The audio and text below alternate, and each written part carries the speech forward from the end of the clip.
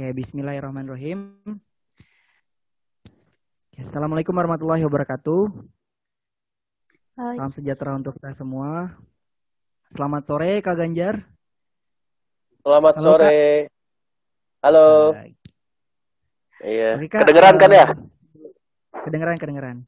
Iya, Kak, siap. sebelumnya perkenalkan saya Roy Hanudin, Ya, mahasiswa Kak Roy. semester 1 dari UIN Bandung dan berkesempatan untuk menjadi host pada acara kali ini.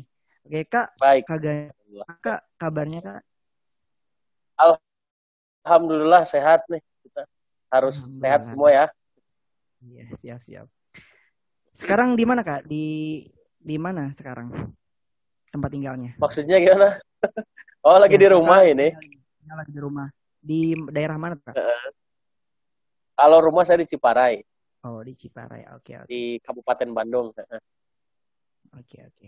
Nah, teman-teman, alhamdulillah gitu pada kesempatan kali ini kita dihadiri oleh pemateri yang sangat luar biasa ya, Kak Ganjar.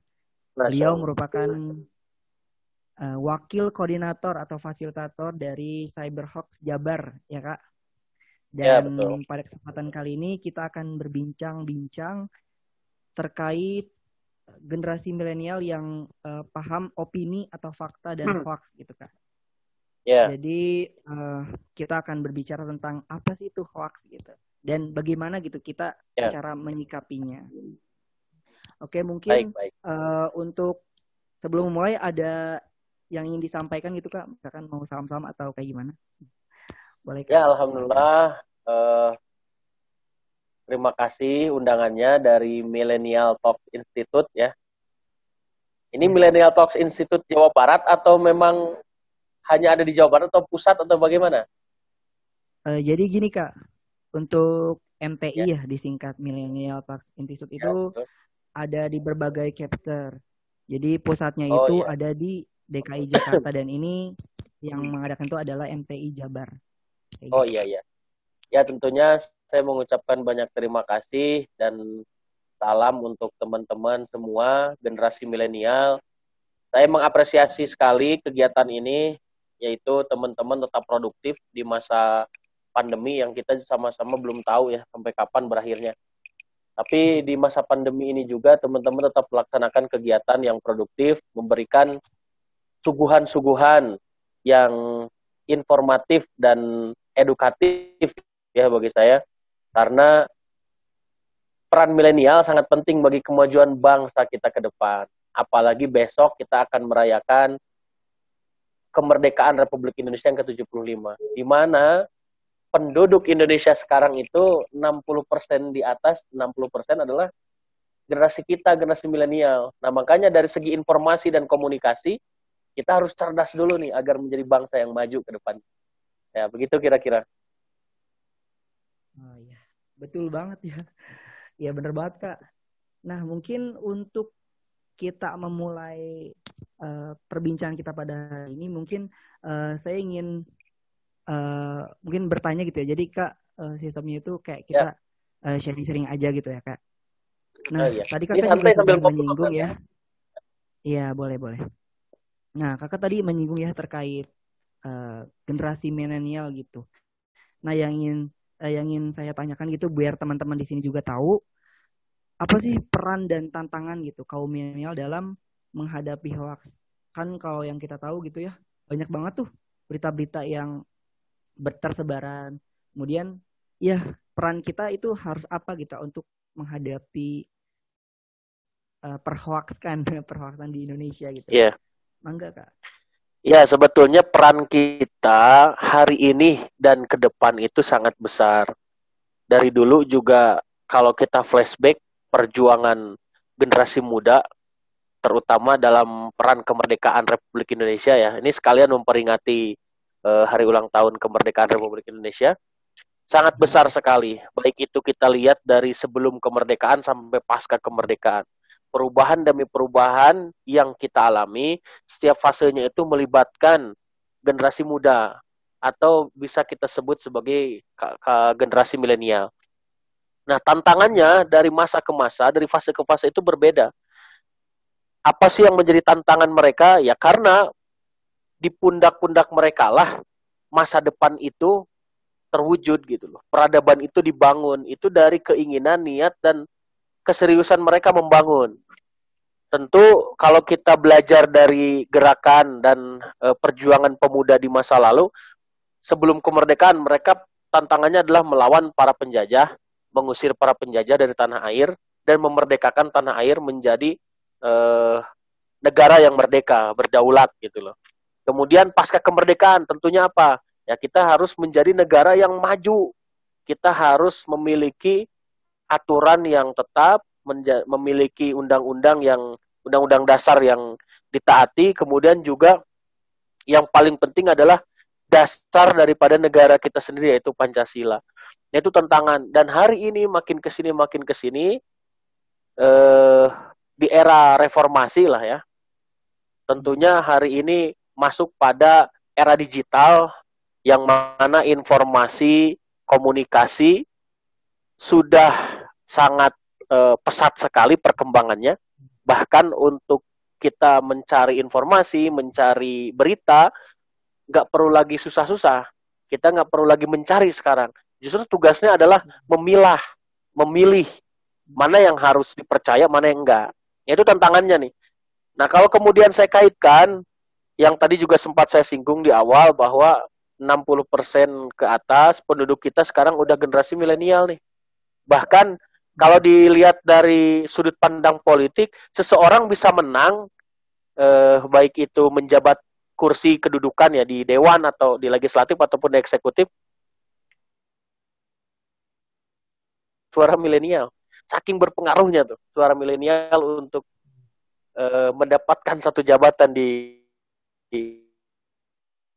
negara kita yang menggunakan sistem demokrasi ini. Begitupun juga dalam hal teknologi informasi gitu. Nah, pengguna berkaitan dengan internet karena otomatis mereka punya gadget pasti terintegrasi ke internet. Dan mereka pengguna internet pasti juga otomatis terintegrasi ke sosial media atau ke aplikasi chat gitu diantaranya generasi milenial. Tentu kalau kemudian kita disuguhkan oleh informasi-informasi bohong, hoax yang tidak sesuai dengan fakta yang terjadi, maka kita akan menerima informasi itu yang salah dan kemudian menjadikan sesuatu hal, kebiasaan, perilaku hidup sehari-hari pun juga yang salah. Begitu kira-kira, makanya ini mengancam dan bahaya. Itu Kak Roy. Oh iya. Jadi memang kita sebagai kaum milenial tuh harus bisa memilah gitu ya Kak ya. Bisa memilah mana yang tugasnya sekarang memilah berita. Oh iya, karena saking banyaknya tuh Kak. Oke Kak, saking mungkin banyaknya, tadi sudah ya saking banyak. Jadi ini tuh bukan lagi banjir informasi, tapi kita sudah tsunami informasi. Tiap hari banyak sekali informasi yang masuk ke kita. Kira-kira. Iya, luar biasa. Sebenarnya banyak banget ya Kak. Oke Kak, oh iya Kakak belum cerita nih gimana nih. Kakak kan salah satu orang yang bergelut di platform yang terkait dengan hoax gitu. Nah itu gimana tuh Kak? Itu kan merupakan ya suatu peran gitu ya kita sebagai kaum milenial. Jadi boleh dong Kak diceritain jabar cyber hoax tuh kayak gimana tuh Kak? Apakah bisa kayak gimana gitu? Berkaitan sendiri dengan Jabar Cyber Hoax, alhamdulillah Jawa Barat itu satu-satunya provinsi di Indonesia yang memiliki badan atau lembaga khusus yang menangani penyebaran berita hoax. Itu satu-satunya tuh di Indonesia. Oleh Pak Gubernur. Kita dibentuk itu tanggal bulan Desember. Saya lupa, mohon maaf ya, saya lupa tanggalnya. Waktu itu bulan Desember tahun 2018. Yeah. Ini di tahun kedua kita berjalan. Artinya sehari-hari ya kita melakukan pemantauan media sosial, khususnya para pengguna medsos yang ada di daerah Jawa Barat. Dilihat dari tingkat viralitasnya. Apa sih hari ini peredaran berita yang lagi viral di media sosial? Nah, itu kita bisa lacak. Yang kedua, kita menerima laporan aduan dari masyarakat. Masyarakat yang merasa resah atau punya pertanyaan apakah ini berita hoax atau enggak, ini bisa dipercaya atau enggak. Nah, akhirnya mereka melapor deh ke Jabar Sabar Hoax, baik itu ke platform media sosial atau ke jaringan chat kita, ke WhatsApp atau lain kita. Nah, lalu tugas kita setelah menerima laporan atau menemukan dari hasil pantauan tadi yang terindikasi berita hoax, baru kita cek fakta. Ya, jadi ada admin, baru admin geser ke fact checker. Nah, fact checker nanti cek fakta. Caranya mudah. Apakah bisa kita langsung, pertama kita cek dulu ke subjeknya, ke instansi atau perorangan terkait ketika memang kita punya akses untuk langsung mengaksesnya ya. Kita bisa langsung tuju. Kalau misalkan tidak ada akses, kita cari dulu di Google biasa, karena kan sebetulnya Google itu bisa kita manfaatkan segala macamnya. Nah, nanti di Google tinggal masukkan keywordnya. Ada deh tuh beberapa media resmi, media mainstream yang sudah memiliki cek fakta dari Kominfo. Kalau sudah mengeluarkan berita yang terkait, ya udah kita jadikan sumber deh itu. Kalau nggak ada berarti kita harus cari sesuai dengan objek yang terjadi kan gitu. Nah, setelah itu baru kalau ketahuan nih berita ini taruhlah misal hoax, kita geser ke teman-teman desain, ada CS ya, konten strategisnya. Jadi mereka yang ngedesain, baru kemudian kita geser lagi ke admin untuk diposting. Nah, kira-kira begitulah kerjaan kita. Tapi bukan hanya itu, sebenarnya kita juga punya satu bidang khusus, yaitu R&D, ya, Research and Development, yang mana melakukan pencarian dan pengumpulan data-data hoax. Nah, termasuk juga, ini perlu saya informasikan ya, Kang Rao ya, dari sepanjang tahun 2018 sampai 2019 itu, laporan dan berita yang masuk ke Jabar Sabar Hoax itu ada 5.880 aduan. Dan itu berita hoax semua. Nah, 55%-nya itu adalah berita politik kategorinya. Berarti ada 2.400-an itu beritanya kategori politik. Kenapa? Karena di tahun 2019 kita melalui pesta demokrasi tingkat nasional. Ya, gitu. Ada pileg dan pilpres, sehingga banyak sekali informasi berita hoax yang berkaitan dengan politik yang menyerang satu sama lain, sehingga terjadi kekeosan, terjadi ya rusuh lah gitu kira-kira. Nah, inilah gunanya lembaga anti hoax itu kira-kira. Wah, luar biasa ya Kak. Jadi memang sudah ada lembaga yang menaungi akan hal itu gitu ya. Cuma gini Kak. Kalau yang swasta ada sebetulnya. Nah, yang swasta juga ada. Nah, ada yang ya, Mavindo. Menjadi pertanyaan mungkin, oh iya itu. Nah, cuma yang menjadi pertanyaan, jadi sebelum acara ini Kak, saya sempat nih nanya-nanya ke teman-teman saya juga, kemudian ke beberapa orang tua, dan memang mereka setelah menerima berita itu terkadang ada juga yang respect gitu, tapi tidak sedikit juga yang acuh gitu. Nah, mungkin gimana nih caranya membangkitkan atau menciptakan generasi milenial yang paham opini, fakta, dan itu adanya hoax gitu. Itu gimana Kak? Ya, sebetulnya tantangan kita gimana? Ya, makasih nih, pertanyaannya bagus sekali nih, menyadarkan kita semua, khususnya para pendengar dan masyarakat Indonesia pada umumnya. Tantangan kita, ya khususnya di generasi milenial dan umumnya bagi semua penduduk Indonesia, dengan jumlah penduduk yang salah satu negara berjumlah penduduk terbanyak ya di dunia, 260 juta ya. Coba dengan berbagai macam perbedaan suku, bangsa, bahasa, ini tantangan tersendiri, sangat sulit mengurusnya. Nah, artinya kita di tengah-tengah era digital yang arus teknologi informasinya begitu pesat, harus diseimbangi dengan peningkatan literasi gitu. Jadi mau nggak mau ketika ada informasi ya coba dibaca sampai tuntas aja. tapi dibaca dari awal sampai akhir. Kemudian coba dianalisa, ini beritanya sesuai dengan 5W1H nggak gitu kira-kira, kalau apa nih, di mana, siapa, kan gitu, bagaimana, kan, dan lain-lain lah yang berkaitan dengan 5W1H. Nah, kita memang harus mau menganalisa, karena semakin dia aktif membaca, meningkatkan literasinya, maka akal dan nalarnya juga semakin kritis. Otomatis itu. Beda kalau misalkan dia nggak mau baca, dia jarang baca, ya akhirnya main share-share aja. Mau itu opini yang masih belum jelas faktanya gitu ya. Karena kalau opini itu kita, gagasan yang belum tentu itu jelas fakta atau enggak gitu. Beda dengan fakta. Kalau fakta biasanya oh ini sudah terjadi dan memang begitu faktanya dan memang begitu kejadiannya.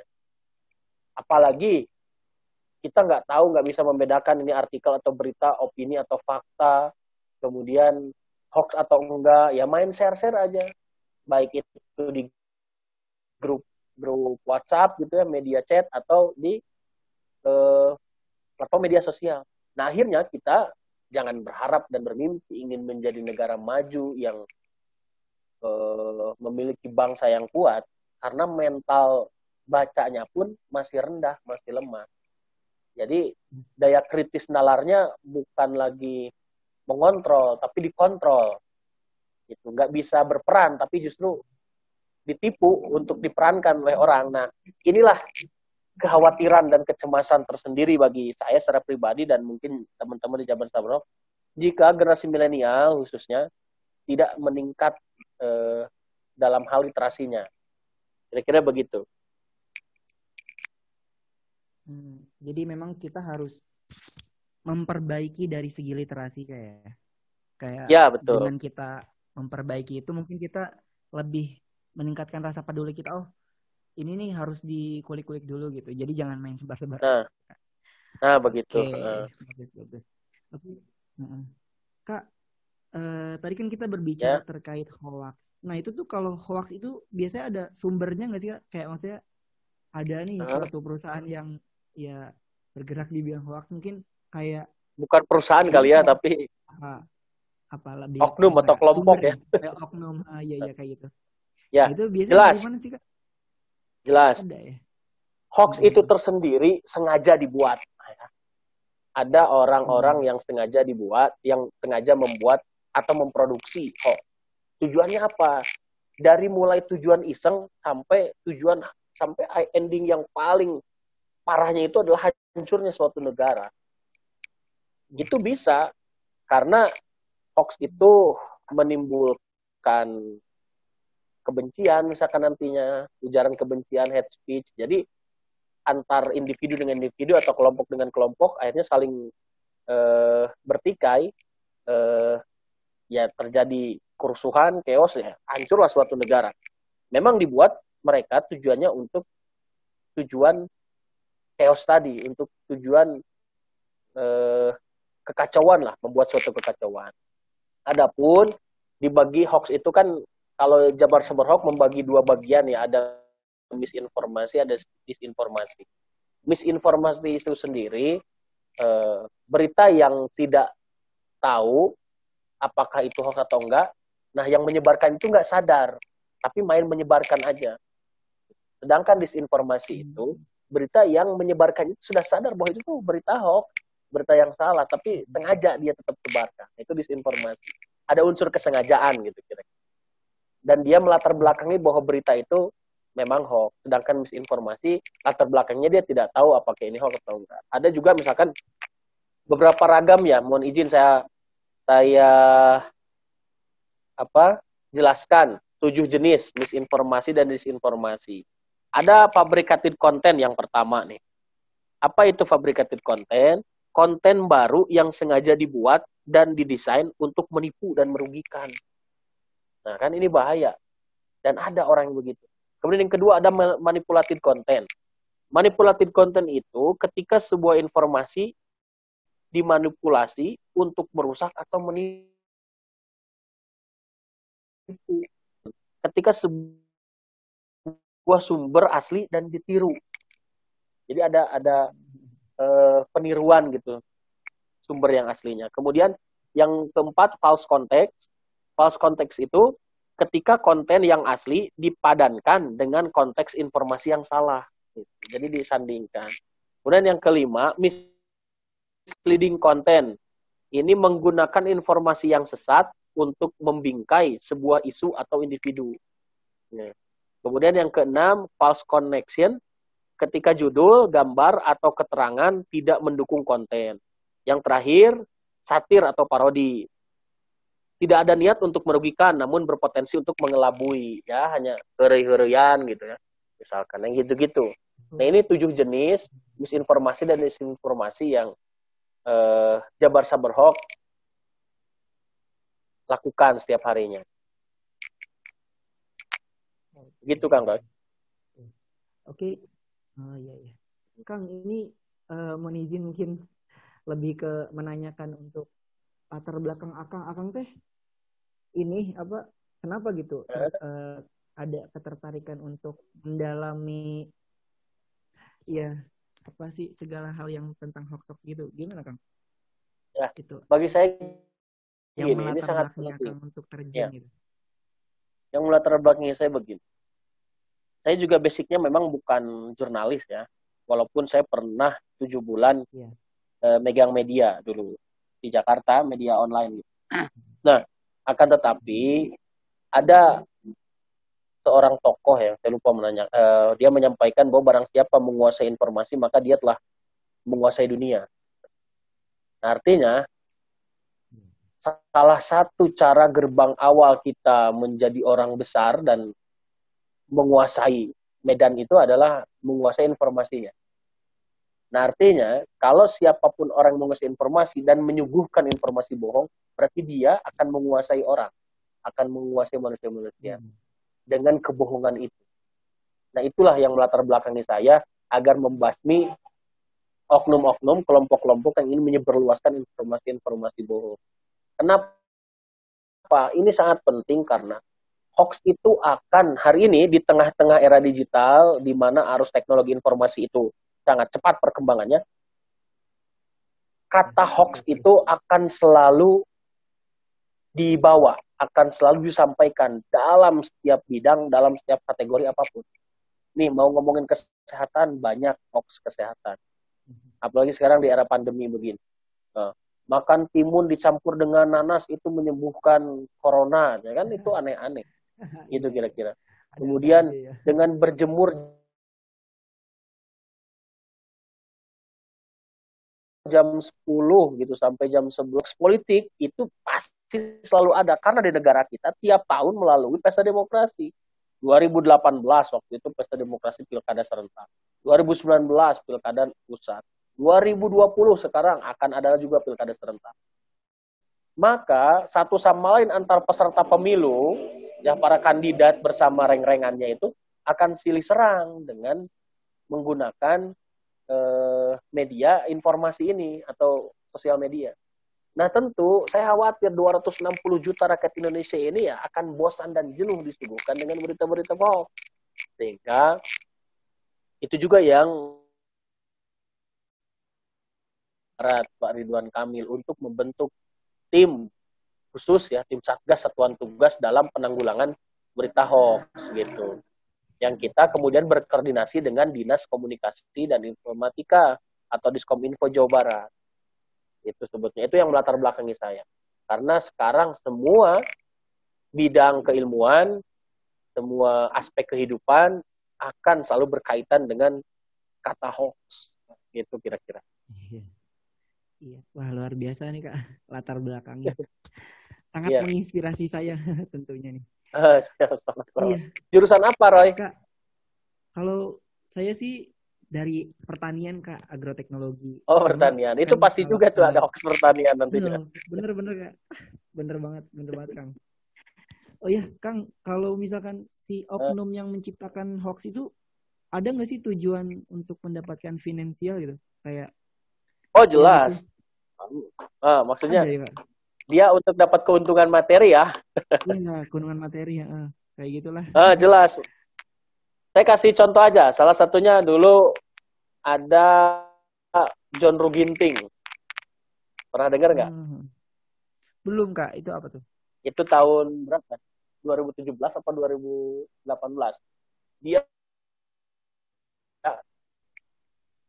kesehariannya dia produksi hoax gitu. Waktu zaman-zamannya pilkada DKI waktu itu. Kan? Wah, bayarannya besar. Hati-hati tuh untuk membuat hoax itu bayarannya besar, tapi ancaman hukumannya juga besar. Iya. Itu Hukumannya sebetulnya. besar ya. Hukumannya juga besar. Nih yang paling baru sekarang Undang-Undang ITE kan yang lagi viral, ditangkapnya drummer SID. Ya, gagasan dia kritik terhadap ID misalnya. Gitu. Iya. Oh iya Kak, ya saya baru tahu kok terkait itu, soalnya ya apa sih keuntungan buat nyiptain hoax gitu kalau nggak dia dapat dosa gitu. Memang kan? rata-rata minimal ya saya sebutkan angka aja ya. Dari 10, 20, 30 juta bisa didapat per satu konten. Tergantung berat enggak dan efek konten itu. Iya. Lumayan besar juga ya Kak. Lumayan jadi buzzer mah enggak kalau mau kan. paling nanti Jabar Sabar Hoax akan mengungkapnya gitu. Waduh. Bisa jadi viral dong Kak. Viral karena sensasi ya Kak. Oke Kak, wah luar biasa nih kita berbincang-bincang terkait apa sumber hoax dan lain sebagainya. Nah Kak, terakhir mungkin nih, ada nggak sih Kak motivasi dari Kakak gitu, kayak pesan untuk kaum milenial gitu, untuk semangat melawan penyebaran hoax ini gitu, agar terciptanya persatuan bangsa, karena sebentar lagi kita akan merayakan gitu Hari Kemerdekaan Indonesia. Gimana Kak? Mangga. Ya. Harapan, pesan, dan juga saya mengajak sama-sama teman-teman yang satu generasi dengan saya pun masih di usia milenial sebetulnya, masih di bawah 30 tahun, menuju 30 tahun. Artinya masa depan bangsa kita itu ada di tangan kita. 10-20 tahun ke depan, negara besar ini, itu kita yang pegang, itu kita yang kendalikan.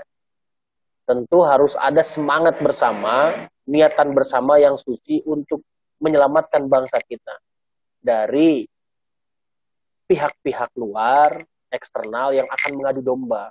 Soekarno pernah bilang begini, musuh di zamanku lebih mudah karena mengusir jajah kolonialisme. Tapi musuh di zamanku akan lebih. Nah itu yang kemudian sekarang sudah agak sedikit terasa bahwa kita dibenturkan dengan sesama saudara, satu bangsa, satu tanah air, saling berselisih, bertikai. Nah itu yang melemahkan, dan salah satu pemicunya adalah berita hoax. Gitu. Ada oknum-oknum kelompok yang sengaja ingin memfitnah, ingin mengadu domba. Gitu. Nah artinya di semangat 75 tahun yang berkaitan khusus dengan perkembangan teknologi informasi, semua orang bisa jadi fact checker, semua orang bisa jadi pencari fakta, bukan hanya tim Jabar Sabar Hoax, bukan hanya media-media mainstream yang sudah punya sertifikat cek fakta gitu ya dari Kemkominfo, atau bukan juga mereka para jurnalis, atau bukan juga mereka para orang yang paham akan ilmu jurnalistik gitu, enggak juga, karena hoax itu tidak pandang bulu. SD, SMP, SMA, bahkan sarjana, magister, dan juga doktor, juga bahkan guru besar bisa juga termakan dan tergiring oleh informasi hoax. Artinya bahayanya sangat luar biasa. Maka dari itu saya mengajak agar yang berkaitan dengan teknologi informasi ini, karena temanya juga itu ya, saya mengajak untuk yuk cek fakta sendiri. Caranya mudah. Kalau saya menyimpulkan ada 4 cara. Pertama, buka situs pencarian Google ya. Tinggal masukkan keywordnya. Kalau teman-teman menemukan berita, informasi apapun yang masuk, singgah di gadget teman-teman masing-masing, baik itu melalui aplikasi chat atau media sosial, cari dulu kebenarannya di Google. Ada nggak?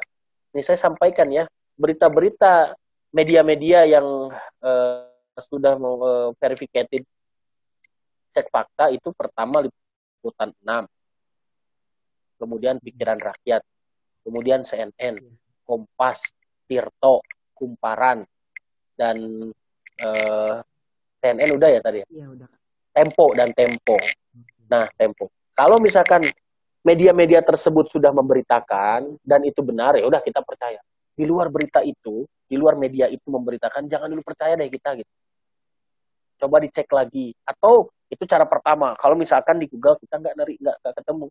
Yang kedua, cek langsung ke situs resmi lembaga terkait kalau itu dengan lembaga.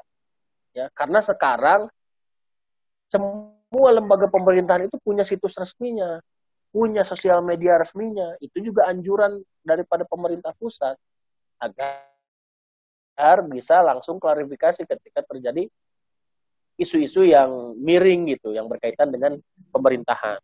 Yang ketiga, follow akun Instagram, Twitter, Line, Facebook, Jabar Sabar Hoax.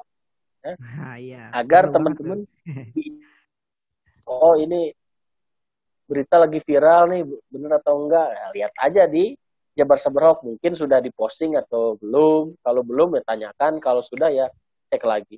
Yang keempat, kirimkan informasi yang kamu terima ke hotline WhatsApp dan Line Jabar Sabar Hoax. Ya.